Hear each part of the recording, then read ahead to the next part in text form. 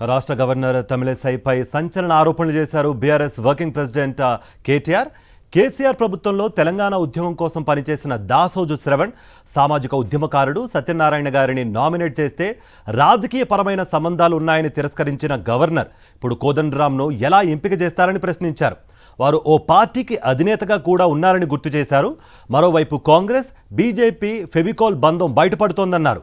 శాసనమండలి సభ్యుల ఎన్నికల నోటిఫికేషన్ ద్వారా ఈ విషయం బయటపడిందని తెలిపారు ఆయన.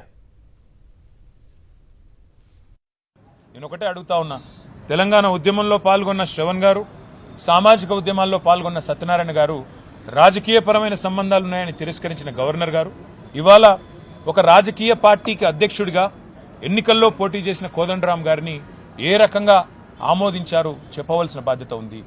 కాంగ్రెస్ బీజేపీల ఫెవికాల్ బంధం ఏదైతే ఉందో రోజు రోజుకి ప్రజలకు అర్థమవుతా ఉంది.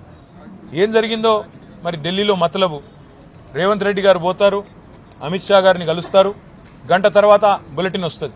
2 ఎమ్మెల్సీలకు వేరువేరుగా ఎన్నికలు జరగాలి. ఎందుకు 2 వేరువేరు ఎన్నికలు?